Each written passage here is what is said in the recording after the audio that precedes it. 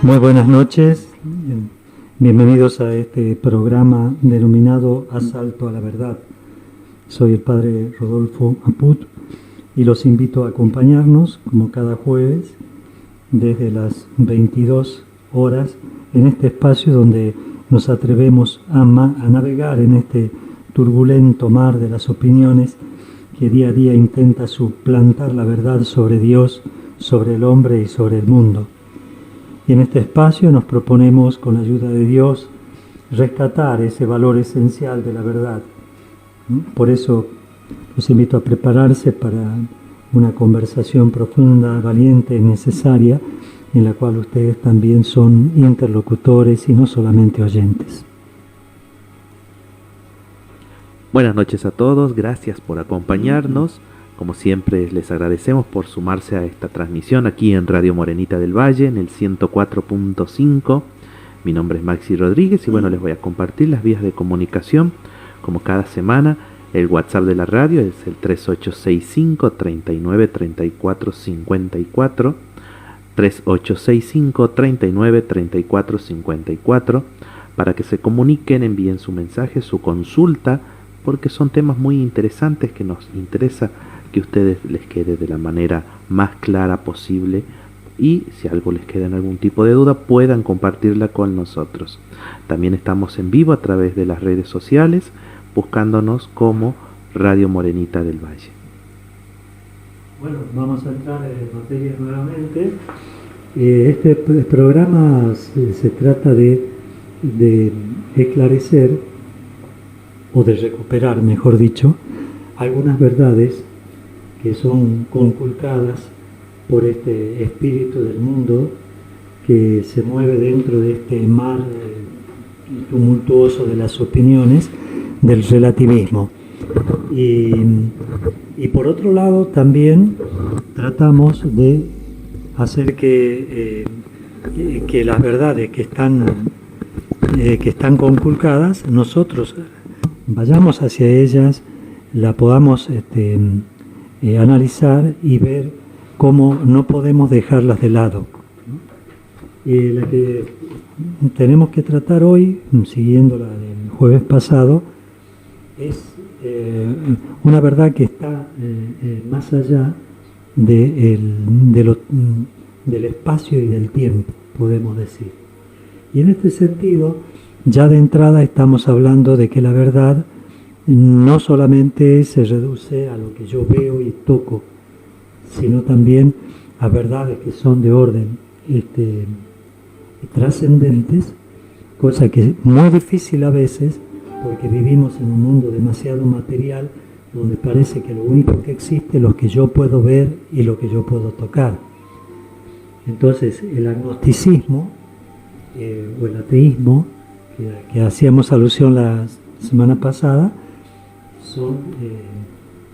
son pensamientos que niegan la posibilidad de conocer algo más allá de lo visible. Entonces ahí es donde nosotros tenemos que poner todo nuestro empeño, porque la fe, por ejemplo, está basada en verdades que Dios nos ha dado a través de la Sagrada Escritura, de la tradición y del magisterio, y de las cuales nosotros vivimos. Son las grandes verdades que están incluso más allá de la muerte, son como los motores con los cuales nosotros nos movemos en este mundo. En ese sentido yo quiero hacer como hace el escalador, que cuando quiere comenzar a subir una montaña, lo primero que hace es señalar con su dedo hacia dónde quiere ir, ¿no? Y señala la altura. Allá tenemos que llegar. Por eso estamos empezando por el fin, podemos decir. Estamos empezando por mostrar el objetivo, ¿no? Hacia dónde vamos nosotros. Entonces, esta gran verdad la decimos en el credo muchas veces, porque decimos que nosotros creemos en la vida eterna, en la resurrección de la carne. quiere decir, después de la muerte hay una vida que se prolonga, ¿no? La vida más allá de la muerte. Y esta verdad ha sido un poco robada o quitada a muchos cristianos que a veces cuando hablan en los distintos ambientes se los tacha de que esas cosas no se las puede proponer porque eso pertenece al ámbito de la fe o de tu fe, ¿no? Pero no a las cosas de este mundo. Sin embargo, hay una relación íntima, profunda, inseparable entre lo que vivimos aquí en la tierra, en el espacio y en el tiempo, con esas realidades de las cuales nos habla Jesús en la Sagrada Escritura y la Sagrada Tradición. Una de esas verdades es la vida eterna. Nosotros creemos que después de la muerte hay vida eterna y que esa vida eterna de alguna forma depende de la fe que yo tenga, la confianza que deposito en Dios y del interés que yo tenga por esa vida eterna. Esto es lo que a veces los chicos cuando van a las universidades les cuesta mucho luchar contra ese ambiente, ¿no? Por ejemplo, uno dice, cuando hablamos de vida eterna, cuando una persona muere ya está con Dios, ¿no? Al decir eso, y no solamente nosotros lo decimos, sino incluso el ateo lo dice, ¿no? Frente a la muerte, siempre piensa, ¿dónde está? ¿Dónde fue? No habla de un aniquilamiento. De hecho, por ejemplo, el trato que se le da al cuerpo muerto indica que en esa persona algo vive, ¿no? Entonces la forma como nos relacionamos con la muerte, el hacer un rito, el enterrarlos, el llorar, el mirar hacia el cielo, ¿no? Todo eso indica que esta es una gran verdad, ¿no? Que no es una opinión, porque eso está en todos los pueblos del mundo y de todos los tiempos, ¿no? Todos de alguna forma tenían ese contacto con el más allá, ¿no? También los pueblos paganos. Así que hoy, por ejemplo, hay un evangelio muy, muy lindo que ustedes los han escuchado ya hoy en la Santa Misa, que habla del banquete celestial. Así es. ¿No? Y el banquete celestial también me dice a mí que hay una verdad que está más allá de lo que yo puedo ver. Dios, incluso Jesús, para poder hacerse entender en estas grandes verdades, va a usar una imagen, o lo que llama el Evangelio una parábola, ¿no?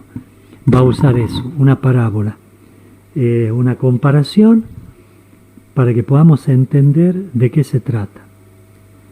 Lógicamente que la comparación a veces adolece de una realidad tal cual es, ¿no? Porque la comparación utiliza elementos o términos de esta tierra. Sí. Jesús dijo un día, cuando los apóstoles le decían, ¿por qué no nos hablas directamente? ¿Por qué siempre con parábolas, comparaciones? Sí. Y él dijo, porque si yo les hablo de la tierra, del cielo, no me van a entender, porque si les hablo de la tierra y no me entienden, mucho menos si les hablo directamente del cielo. Claro. O sea que es una verdad que nos inquieta y es un lugar, un espacio, un estado del alma donde vamos a estar que no lo podemos conocer como tal.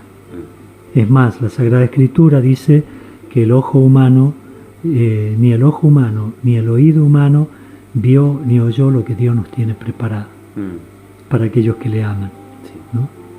En algunas experiencias que a lo mejor ustedes por ahí han leído, de esas experiencias cercanas a la muerte, de personas que dice que estuvieron en un túnel, muertos, digamos, 1 minuto, 2 minutos, sí, de lo que vivieron en ese momento, ¿no? Y todos cuentan eso, ¿no? De que hay una luz, al final, sí, hay una voz y hay paisajes bellísimos. Yo he tenido la gracia de charlar con personas que han tenido esa experiencia y realmente es maravilloso. Ya solamente con esa experiencia las personas ya no quieren vivir en la tierra. Y por ejemplo la Andricina, cuando él tuvo esta experiencia, cuando lo operaron del corazón, creo, él decía que veía que los médicos hacían maniobras para resucitarlo. Sí. Y él les decía, déjenme, no quiero volver. Veía a su abuela, por ejemplo. No sé, debe ser maravilloso eso, ¿no? Y vuelven con una vida totalmente cambiada, ya las cosas que antes les preocupaban ya no les preocupan. Pues de una u otra manera descubren lo que verdaderamente es importante en nuestra vida. Sí, lógicamente. Entonces, esta es una verdad que nosotros la tenemos que recuperar, porque nosotros creemos en esto. Sí. Pero a veces las luchas, los golpes son tantos, como que todo nos obliga a mirar para abajo, para la tierra, solamente, ya ni siquiera pensamos en la vida eterna. O lo pensamos como algo que falta mucho todavía. Sí, y como algo que como yo no sé bien cómo es, quizás no exista, ¿no? Y bueno, y ahí cuando empiezan las dudas acerca de esas verdades, ahí es donde tenemos que tener mucho cuidado. Entonces, ¿qué hay que hacer? Ir a la Sagrada Escritura, ir al Catecismo de la Iglesia Católica y leer lo que dicen la Escritura y el Catecismo sobre la vida eterna. Claro. ¿No? Y entonces vuelve de nuevo la fe a ser firme. Eso creo que es lo que tenemos que cuidar muchísimo. Sí, porque incluso también, así como también se lo ve a lo lejos, también llega el momento en el que se cree que todo es como una continuidad de lo que estamos viviendo acá en la Tierra. Sí. Y hay grandes diferencias. Claro que sí. Sí, hay grandes diferencias. Esta verdad nos modifica la vida acá. Sí. Por ejemplo, si hay vida eterna, yo tengo que preguntar qué tengo que hacer para ir. Como ese joven le pregunta a Cristo, ¿qué tengo que hacer para ir a la vida eterna? Y Jesús dice, cumple los mandamientos, ¿no? O sea, ahí ya nos damos cuenta que esta verdad que está más allá nos está determinando la conducta de acá, de esta tierra. Sí. Para ir a la vida eterna tenés que hacer caridad, por ejemplo. Tenés que vivir en gracia de Dios. Sí.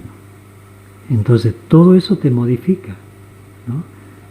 Tenés que pensar que Dios te ve en todo momento y que Dios espera que vos podás vivir de acuerdo a esa verdad que crees. Entonces la vida eterna determina la vida temporal. Sí. Nos determina. Bueno, entonces cuando muere una persona, todos dicen ya está con Dios. ¿Está con Dios? Sí, pero está en el reino de Dios. Jesús dice que el reino de Dios es como un banquete. Entonces, a ese banquete yo estoy invitado a ir. Todos estamos invitados, pero no todos se hacen dignos de ese banquete. ¿De qué depende la entrada al banquete? La entrada y la vivencia en ese banquete depende de la gracia de Dios. Por eso dice que aquel rey que prepara la boda de su hijo le dice a uno, amigo, ¿por qué has entrado sin el traje de fiesta? Y ese hombre se quedó callado, no pudo responder. ¿Por qué no responde? Porque está frente a la verdad. Y él no tiene lo que tenemos acá en la tierra de forma de defendernos, ¿no? A veces mentimos, engañamos, no, pero yo no sabía, en fin. Claro. Cuando está frente a la verdad, como es una luz tan potente, la persona sabe que lo que está diciendo Dios es la verdad, porque Él es la verdad. Y yo no puedo decir nada, no puedo defenderme, se queda callado. Entonces, ¿por qué no te pusiste el traje de fiesta? Quiere decir, yo te lo había dado en la iglesia y no te lo has puesto, el traje de la gracia divina, que ese traje es la entrada, digamos, al cielo, a entrar a participar del banquete. Yo muero, voy a la presencia de Dios, pero entro al banquete si voy con el vestido de la gracia. Claro. ¿No? Si yo voy pensando que es algo igual que en la tierra, que puedo entrar como yo quiera, bueno, entonces hay que tener cuidado cuando muere una persona y dice, ya está con Dios. Está con Dios en un juicio particular, que Dios lo deja entrar o no. Después esperaremos el juicio universal para ratificar ese juicio particular. Y la condena de aquel que no va en gracia será para siempre. Así como aquel que va con la gracia de Dios entrará y será feliz por toda una eternidad. Pero fíjate, no es que ¿qué más tengo que hacer yo para ir a la vida eterna? Tengo que ser bueno, dicen, tengo que hacer muchas cosas buenas. Sí. Pero dice que Dios elige, vayan y inviten a todos, buenos y malos. Buenos y malos. Y uno dice, pero ¿cómo un malo va a entrar allí? ¿No? Entonces casi como que nos parece que Dios sería injusto si recibe un malo y hace un borrón y cuenta nueva. Claro. Yo tengo un tipo, por ejemplo, que ha hecho mucho daño aquí, pero nadie sabe que el tipo a último instante, como el buen ladrón, le ha pedido perdón a Dios y el tipo está a la derecha del Padre. Sí. No lo sabemos, pero cuando nos enteramos, no podemos aceptar que Dios sea manga ancha y Dios lo reciba, no puede ser injusto. Ahora, cuando eso me toca a mí, ahí sí me gustaría que Dios sea un poquito manga ancha conmigo, ¿no? Y tenga misericordia de mí, ¿no? Y me deje entrar. Sí. Y dice, bueno, ¿tenés el traje de fiesta? Sería la pregunta.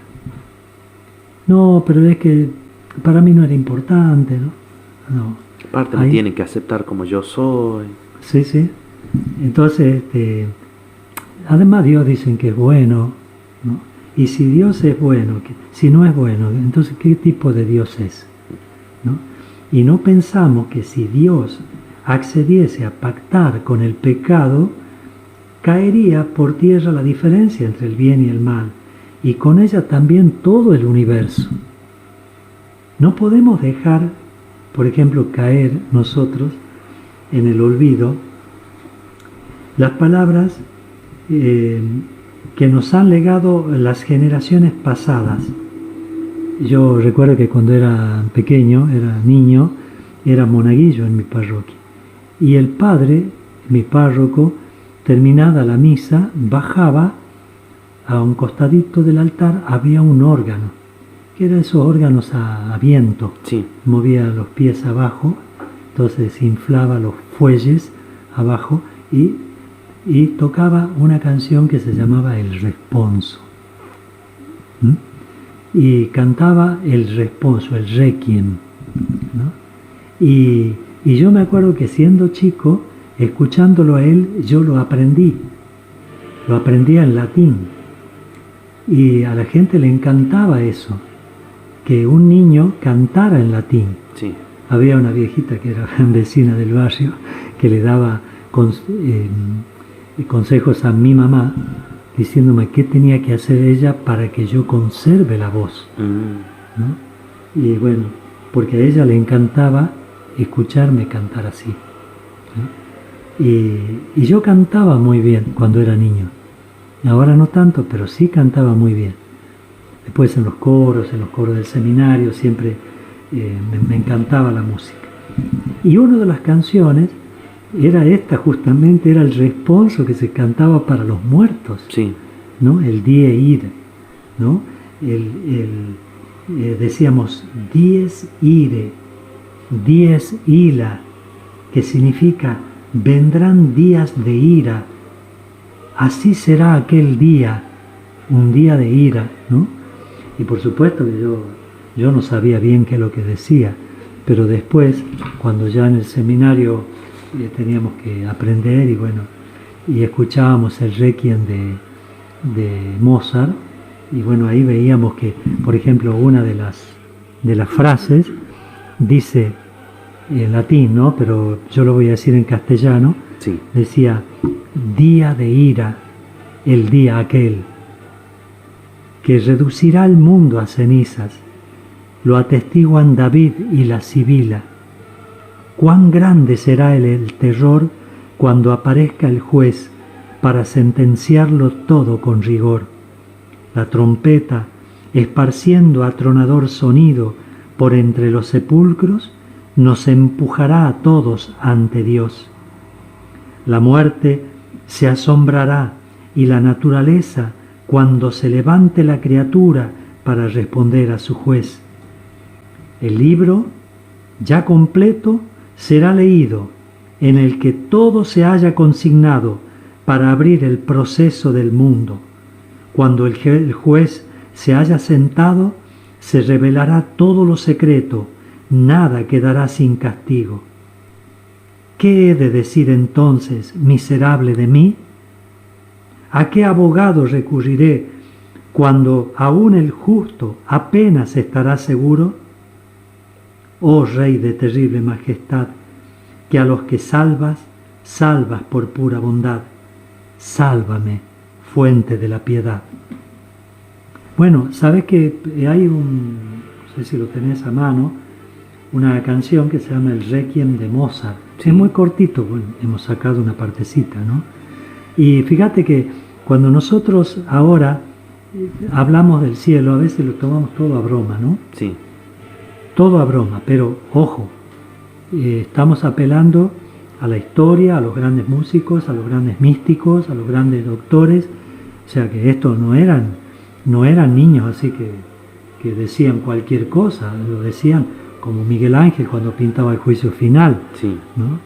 No acá es para temblar viendo el juicio final. Sin embargo, la gente, por ejemplo, entra a un teatro y escuchan el Requiem de Verdi o de Mozart, se emocionan con las notas del Dies Irae, que ya lo van a escuchar, que es muy bueno, y salen incluso tarareándola y tal vez hasta imitando los movimientos con la cabeza, ¿no?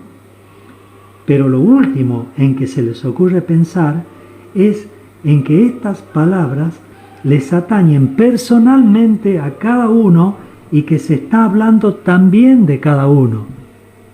O bien, a veces mucha gente que yo he tenido la gracia de ver, entra en la Capilla Sixtina en el Vaticano, se sienta y contempla el juicio final, que está en la pared de adelante de la iglesia, y se queda sin respiración.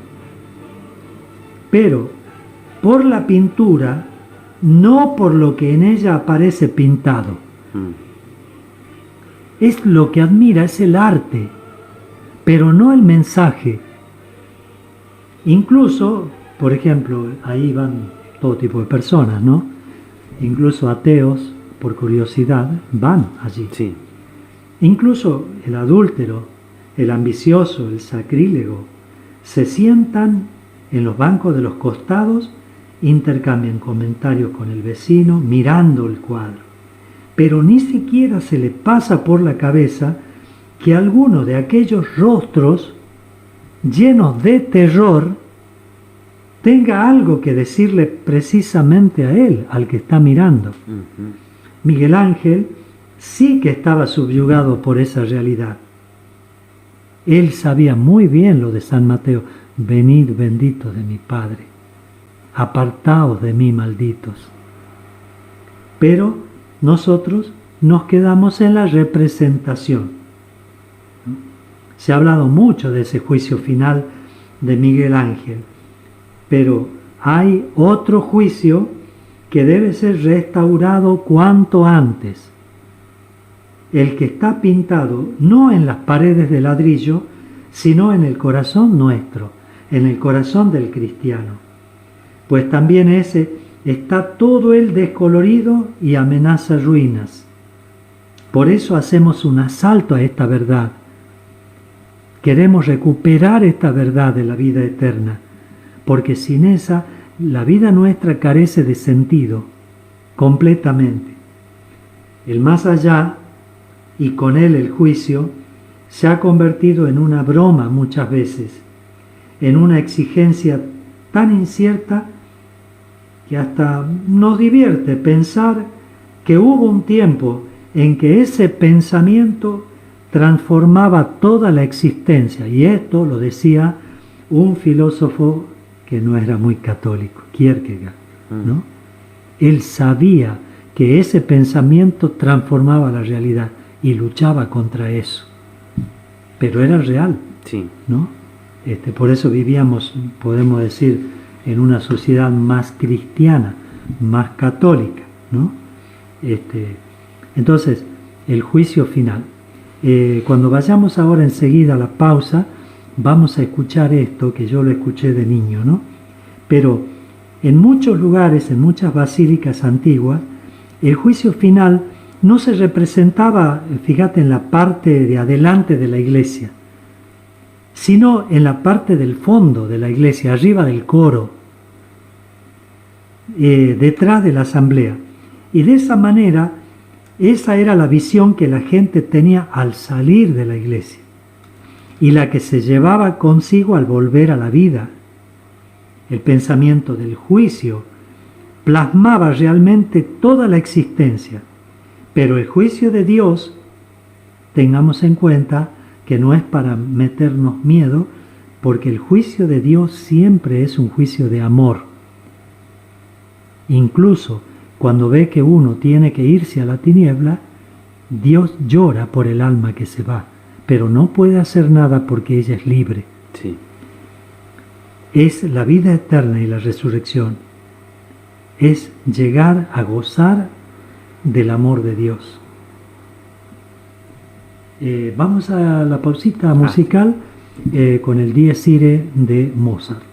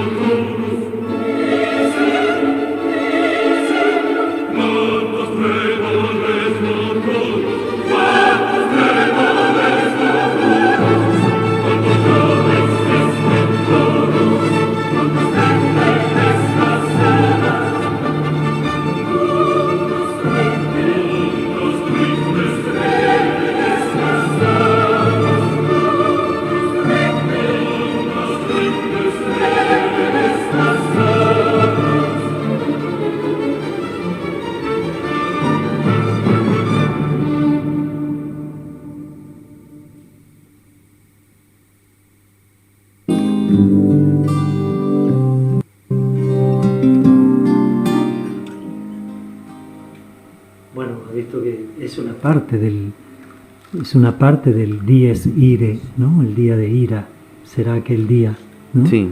Que lo escribe Mozart ya al final de su vida, ¿no? Y bueno, les voy a recomendar que vean la película Amadeus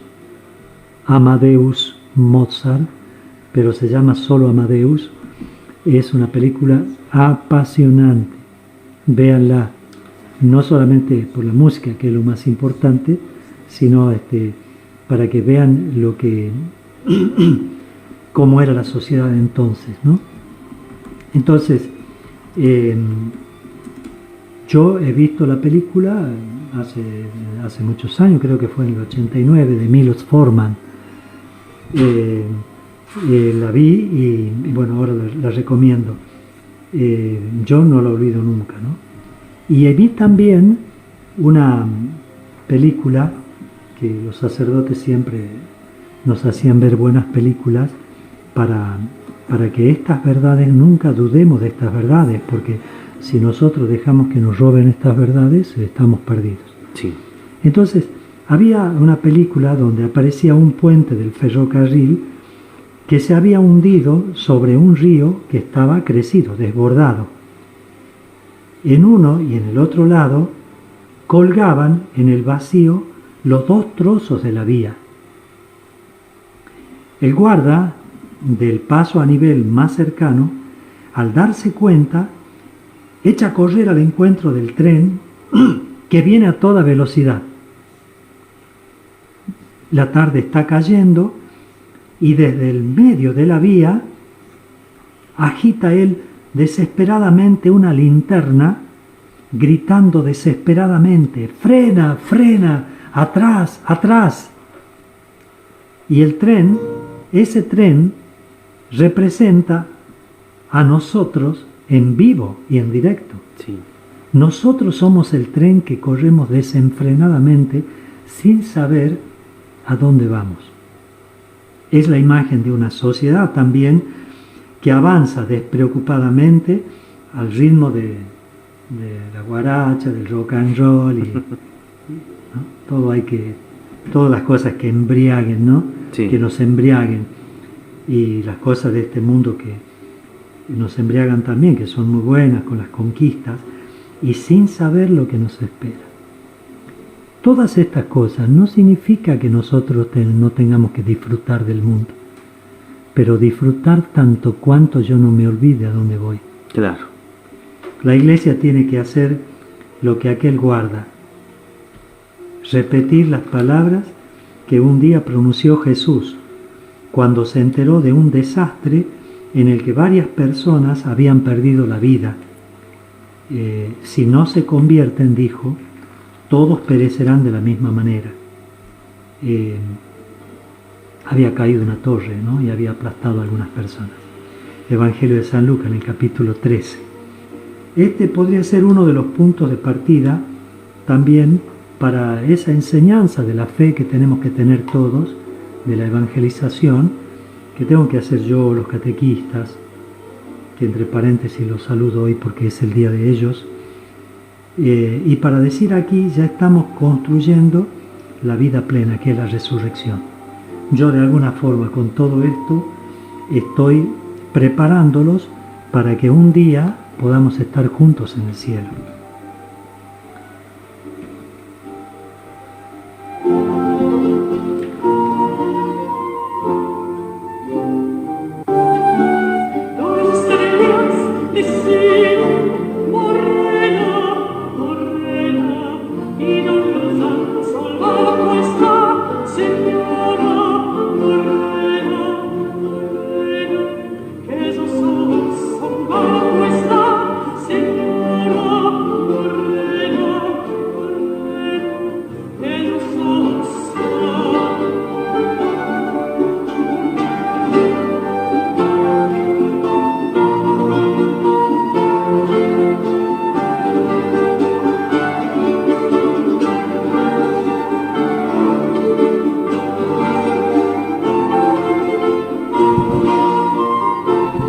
Bueno, alguien, Maxi, alguien también, como recién dijiste vos, podrá consolarse diciendo, bueno, comamos y bebamos, disfrutemos, porque eso está muy lejos, ¿no? El día del juicio está lejos, tal vez a millones de años. Falta mucho todavía. Pero de nuevo Jesús responde desde el Evangelio: necio, esta misma noche te quitaré la vida y pediré cuentas de tu vida. En el capítulo de Lucas, en el capítulo 12. Verdaderamente el juez está ya a la puerta. Aún no habremos terminado de exhalar el último aliento cuando habrá llegado el juicio, un relámpago, y se hará la verdad sobre todo.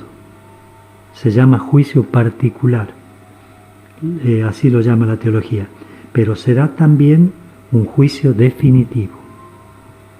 En él todo será amor, ternura y gozar de la eterna majestad de Dios.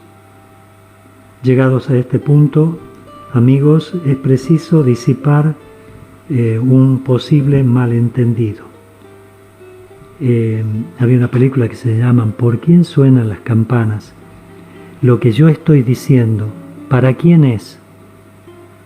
¿A quién se le da un toque de atención con estas palabras sobre juicio? ¿Tan solo a los incrédulos? ¿A los de afuera? Seguro que no. Ha llegado el momento, dice el apóstol San Pedro, de que el juicio empiece por la casa de Dios. Y si nosotros somos los primeros, ¿cuál será el final de los que no han obedecido el Evangelio de Dios? Como dice la primera carta de San Pedro en el capítulo 4, versículo 17. El juicio empieza pues por la Iglesia. Más aún, a quien más se le ha dado, más se le va a exigir. También en la Iglesia hay quienes no sirven a Dios, sino que se sirven de Dios. Y eso hay que tener mucho cuidado. Entonces llegará el final de todas las diferencias, incluso entre la iglesia docente, digamos, la iglesia que enseña, y la iglesia que es la iglesia discente, la que escucha. Entre pastores y ovejas tan solo habrá lugar para una diferencia. El juicio será entre ovejas y cabras, o sea, entre justos y réprobos. No dice entre buenos y malos, sino entre justos. ¿Por qué? Porque lo que te hace entrar en el cielo no es la obra buena que has hecho, sino la gracia de Dios. Él es gratuito el cielo. Yo tengo que hacer todo el bien que pueda, pero Dios no me da el cielo por el bien que yo hice. Porque aunque yo hiciera millones de cosas buenas, no valen lo que vale el cielo. Entonces eso hay que tener mucho cuidado también, que lo que me hace entrar al cielo es el amor de Dios, la gracia divina. Por eso hay que procurar todos los días levantarse y pensar cómo está mi alma. ¿Está en gracia de Dios? ¿Estoy de amigo de Dios? ¿O hay algo que me hace ruido adentro y tengo que confesarme, tengo que purificarme? Por eso hay que tener mucho cuidado. El juicio será entre justos y réprobos. La campana o la trompeta final del juicio sonará, pues para todos. Dios no tiene favoritismo. Como dice la carta a los Romanos, capítulo 2, todos tendremos que comparecer ante el tribunal de Cristo. Este es un severo toque de atención que lo vamos a decir ya en la próxima entrega, porque creo que estamos en horario, ¿no? Sí. Estamos entrando en la parte final, así que vamos a agradecer. Ya vamos a pasar por ahí. Vamos a agradecer a Nicolás que nos envió un mensaje, a Ricardo Bulacio, que ellos están prendidos en la 104.5 en este programa que se llama Asalto a la Verdad. Este programa que busca desentrañar y recuperar esas verdades que todos la conocemos, pero que de alguna u otra forma todavía la tenemos como ocultas, no dimensionadas en su totalidad. Así que bueno, padre, ya tenemos tema para la semana que viene. Sí, vamos a seguir porque bueno, creo que es bueno, porque es mucho el daño que se hace cuando te conculcan esa verdad. Es muchísimo el daño, por lo tanto, nunca va a ser poco, nunca va a ser mucho lo que nosotros podamos decir acerca de Así es. Por eso, bueno, por hoy llegamos al final de este asalto a la verdad y espero que esta reflexión sobre el valor de esta verdad haya resonado en sus corazones y los impulse a buscarla con mayor determinación en sus vidas. Los invito a sintonizarnos en el próximo jueves a las 22 horas y la reiteración de los lunes a las 16 horas para seguir desentrañando juntos estos desafíos de nuestro tiempo. Soy el Padre Rodolfo Apud y les agradezco la compañía. Que la búsqueda de la verdad los ilumine siempre, en el nombre del Padre, del Hijo y del Espíritu Santo. Amén.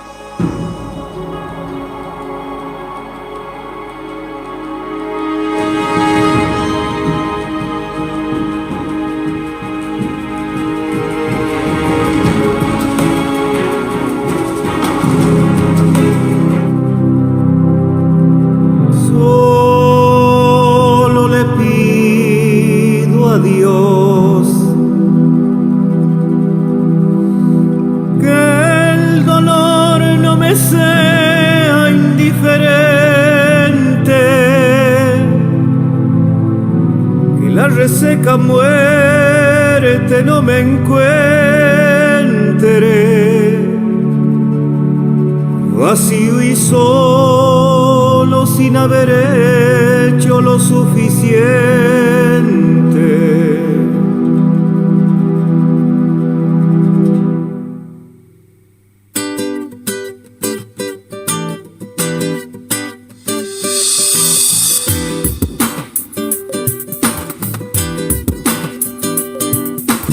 Solo le pido a Dios que lo injusto no me sea indiferente. Si un traidor